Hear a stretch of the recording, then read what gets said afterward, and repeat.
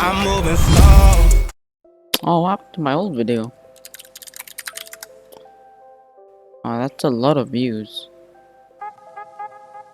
What did I say at the end? Time speed up.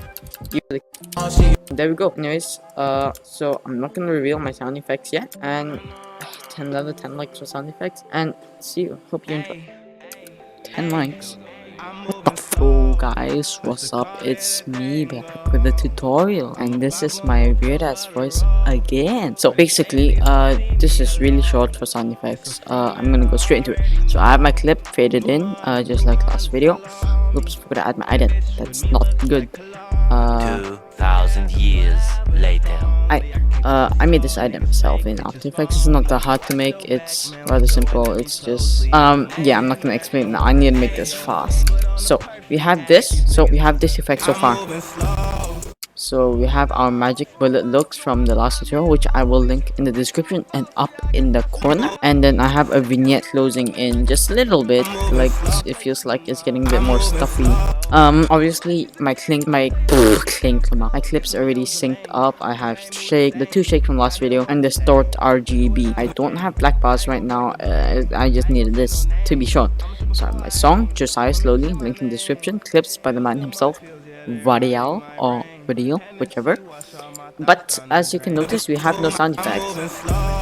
So it's missing a bit of bass. So what I normally do, I have my power bins, so master, go sound, and so here I have all my sound effects. So I normally go to this YouTube channel called Edit Audios for You, and then get the whoosh effect, which is really helpful. I've got all my whoosh effects from there except for my bass whoosh. I used the number 7 and I put a star kind of, you know, like as soon as it reaches its peak, which is quite early on. You wouldn't know why am I getting so many notifications. Oh damn, no, I arrived at the end of it. I'm gonna watch this later. So that's about right. So let's just see, that's about 1 2 3 4, so 46 frames from the start. If you want, you can just count it once and place a mark on it just from the clip. Press M.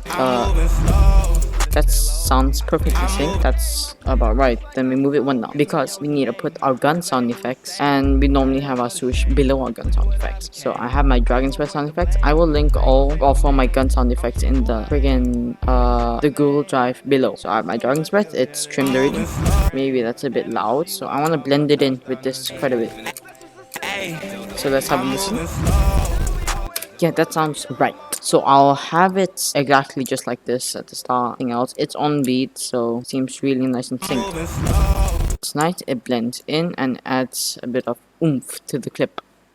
Now, here's some optional things. I got quite a few of these from other places, they're definitely not mine. I have this one, it sounds like this. I'm just gonna mute everything else. I know it's, of course, it's a bolt action sound effect. I use it half the time, like sometimes if I have really slow-mo. So I wouldn't quite recommend using it here because it's a bit loud and the gun doesn't quite fit. So we're not gonna use that one. But we have this shing thing which we can lump at the end of the clip. You can use it at the start or at the end though. Okay, so it's kind of like a sword pulling out, really cool samurai thing, I don't know. So basically I have it here and then I'll fade it out. Of course it doesn't quite match with the effect because it's not as big yet, but that it seems really good. I drag this song down no more if I want, and here we have a build-up sound effect. Credits to Maxi for this. I have been browsing his sound effects for quite a while. So it sounds just like this. I'm gonna make this a bit softer. This is also from Edit Audios for You, but I noticed that Maxi also used it, so I guess that's that. It's very subtle, like extremely subtle, but adds a bit more bass. So just listen to this. And there we go. We have it like this. Now, second of all, we have the color correction that I used in the previous edit that I made a tutorial on. It's extremely simple. I just have sharpen and I just slap it right on. I normally adjust it a little bit, so I can go back to normal resolution. It doesn't look too bad. Like, it looks pretty good actually. Now that's without sharpen, it looks like this. With sharpen, it looks like this. Just a bit more detail, less softness, and a bit harder.